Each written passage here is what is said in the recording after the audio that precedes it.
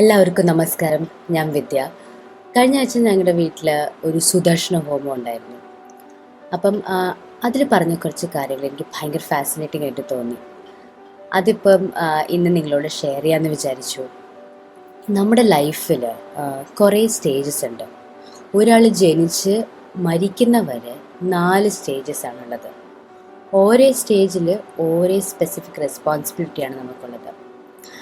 ആദ്യത്തെ സ്റ്റേജാണ് ബ്രഹ്മചര്യ.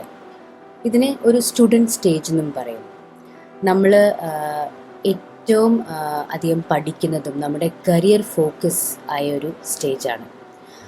ഇവിടെ നമ്മുടെ ഹിന്ദു സ്ക്രിപ്റ്റേഴ്സിൽ ഭഗവത്ഗീതയിലും മനുസ്മൃതിയിലൊക്കെ ഈ ഒരു ഫേസിലാണ് എഡ്യൂക്കേഷനും നമ്മുടെ ഫോക്കസിനെ പറ്റി ഒരുപാട് കാര്യങ്ങൾ പറഞ്ഞിട്ടുള്ളത്. പക്ഷേ അതിൻ്റെ കൂടെ തന്നെ ഒരുപാട് സ്ട്രെസ്സും ഡിസ്ട്രാക്ഷൻസും ഉള്ള ഒരു ഫേസാണ്. അപ്പം നമുക്ക് ഇവിടുന്ന് പഠിക്കാൻ പറ്റുന്ന ഒരു ഏറ്റവും ഇമ്പോർട്ടൻ്റ് ആയിട്ടുള്ള കാര്യമാണ് ഫോക്കസ്. ആ ഫോക്കസ് നമുക്ക് അടുത്ത എല്ലാ സ്റ്റേജിലും യൂസ് ചെയ്യാൻ പറ്റുന്ന ഒരു കാര്യമാണ്. 5 തൊട്ട് 25 വയസ്സ് വരെയാണ് ബ്രഹ്മചര്യ സ്റ്റേജ്. രണ്ടാമത്തെ സ്റ്റേജാണ് ഗൃഹസ്ഥ. ഇതാണ് ഒരു മനുഷ്യൻ്റെ ഏറ്റവും ആക്റ്റീവായിട്ടുള്ളൊരു സ്റ്റേജാണ് ഗൃഹസ്ഥ, ഒരു ഹൗസ് ഹോൾഡ് സ്റ്റേജ്. അപ്പം ഒരു മനുഷ്യൻ ഈ ഒരു സ്റ്റേജിൽ വരുമ്പോഴാണ് ഒരു ഫാമിലി ആകുന്നതും അവരുടെ വർക്ക് ലൈഫ് ബാലൻസ് ആകുന്നതും പിന്നെ അവരുടെ കമ്മ്യൂണിറ്റി, നമ്മൾ ഒരു കമ്മ്യൂണിറ്റിയായി ഇടപെടുന്നതും എല്ലാ കാര്യത്തിലും നമുക്ക് ഒരു റെസ്പോൺസിബിലിറ്റി ഉണ്ട്. അപ്പം ആ ഒരു എഡ്യൂക്കേഷൻ ഫേസ് കഴിയുമ്പോഴാണ് നമ്മൾ ഈ ഒരു ഫേസിലെത്തുന്നത്. അപ്പം നമ്മൾ ചെയ്യാനുള്ള കുറച്ച് കാര്യങ്ങൾ നമ്മൾ ചെയ്തേ പറ്റും. നമ്മുടെ ലൈഫിലെ പേർപ്പസ്, നമ്മുടെ ഫാമിലി ആവുന്നത്, നമ്മുടെ പിള്ളേരെ പഠിപ്പിക്കുന്നതും നമ്മുടെ അച്ഛനെ അമ്മമാരെ നോക്കുന്നതും നമ്മുടെ ഫ്രണ്ട്സും റിലേറ്റീവ്സായിട്ട് നമ്മൾ കൂടുന്നതും അതൊക്കെ ഈ ഒരു സ്റ്റേജിലാണ് നടക്കുന്നത്. ഗൃഹസ്ഥ സ്റ്റേജിൽ ശരിക്കും 25 ഇയേഴ്സ് തൊട്ട് 25 വയസ്സ് തൊട്ട് 50 വയസ്സ് വരെയാണ് ഈ ഒരു സ്റ്റേജ് ഉള്ളത്.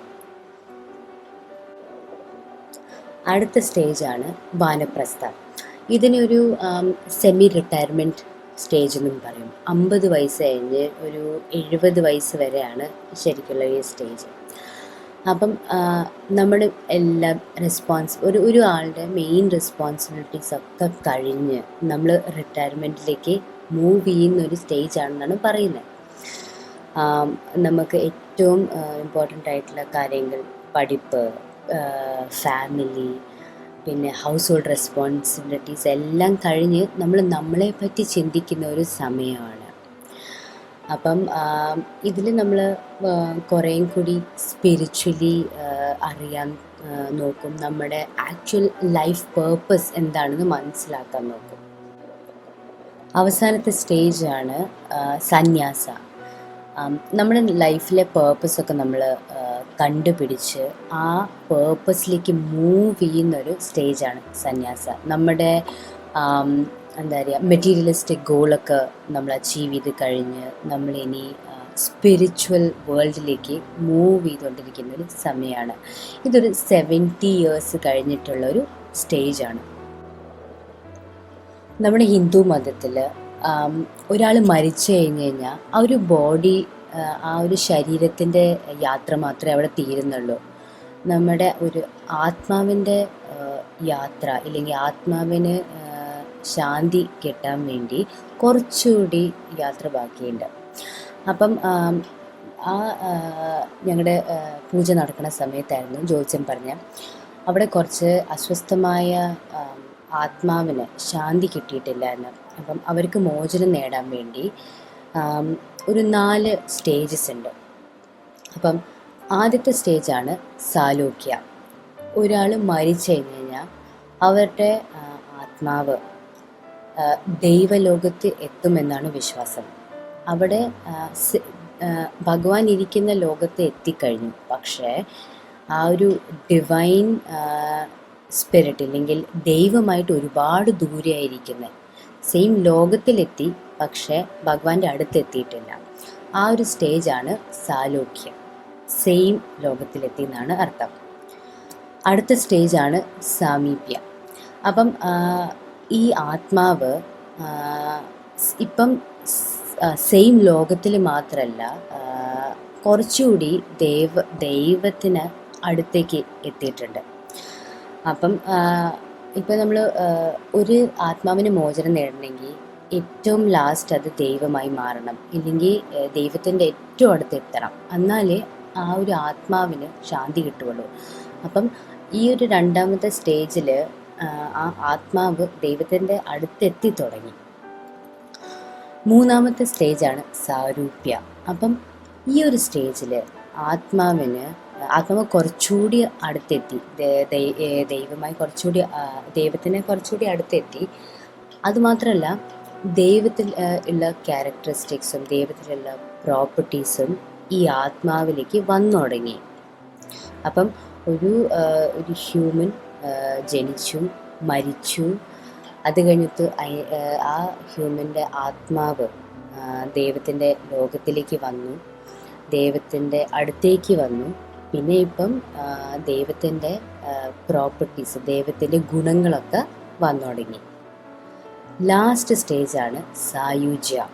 അപ്പം ദൈവമായി യോജിച്ചു, അല്ലെങ്കിൽ ദൈവമായി മാറി ഈ ഒരു സ്റ്റേജിൽ ആ ഒരു ആത്മാവ്. അപ്പം ഈ ഒരു സ്റ്റേജ് എത്തിയാൽ മാത്രമേ ആ ഒരു ആത്മാവിന് ശാന്തി കിട്ടുകയുള്ളൂ. അതുകൂടാതെ ഈ നമ്മുടെ ഹിന്ദു മതത്തിൽ പറയുമല്ലോ, ഈ ബേർത്തും ഡെത്തും ഒരു ചക്രമാണ് എന്ന്, റീബേർത്തിൻ്റെ ഒരു കോൺസെപ്റ്റ് ഉണ്ട്. അപ്പം ആ റീബേർത്തിൻ്റെ കോൺസെപ്റ്റിന് മോചനം നേടണമെങ്കിൽ ഈ സായുജ്യ സ്റ്റേജിലെത്തണം. ഇവിടെ എത്തിയില്ലെങ്കിൽ എന്താ ഉണ്ടാവുക, നമ്മൾ പിന്നെയും ജനിക്കും, പിന്നെയും ആരുടെയെങ്കിലും മക്കളായിട്ട് ജനിക്കും. ഒരിക്കലും നമ്മൾ ആ ജേണി ഫിനിഷ് ആവുന്നില്ല, ആ സോളിൻ്റെ ജേണി ഒരിക്കലും ഫിനിഷ് ആവുന്നില്ല. ഇതെനിക്ക് ഭയങ്കര ഒരു ഫാസിനേറ്റിംഗ് ആയിട്ടുള്ളൊരു കാര്യമായിട്ട് തോന്നി. നമ്മളിപ്പം നമ്മുടെ മുമ്പിലുള്ള കാര്യങ്ങൾ മാത്രമേ ആലോചിക്കുകയുള്ളൂ, പക്ഷേ ഒരുപാട് കാര്യങ്ങളുണ്ട്. നമുക്ക് നമ്മുടെ സ്ക്രിപ്റ്റേഴ്സ്, നമ്മുടെ ഗ്രന്ഥങ്ങളൊക്കെ നോക്കിക്കഴിഞ്ഞ് കഴിഞ്ഞാൽ നമുക്ക് മനസ്സിലാവും, നമ്മൾ അറിയുന്നത് ഒന്നുമല്ല, നമുക്ക് ഇതുവരെ അറിയുന്നത് ഒന്നുമല്ല, ഇനി എത്ര അറിയാൻ കിടക്കുന്നു. അപ്പം അതിനെപ്പറ്റി എനിക്ക് ഇനിയും പഠിക്കണം എന്നുണ്ട്. അപ്പം പറ്റുന്ന അത്രയും പഠിച്ചിട്ട് ഞാൻ ഇനിയും ഷെയർ ചെയ്യാം. അപ്പം എല്ലാവർക്കും ഈ വീഡിയോ ഇഷ്ടപ്പെട്ടു എന്ന് വിചാരിക്കുന്നു. ഇതിനെപ്പറ്റി നിങ്ങൾക്ക് എന്തൊക്കെ അറിയാമെന്നും ഇതിനെപ്പറ്റി എന്തെങ്കിലും ഒരു കമൻറ്റ് ഉണ്ടെങ്കിലോ എന്തെങ്കിലും ഒരു ക്വസ്റ്റ്യനൊക്കെ ഉണ്ടെങ്കിൽ കമൻറ്റ് സെക്ഷനിൽ പറയാം. അപ്പം നമുക്ക് അവിടെ സംസാരിക്കാം. Thank you.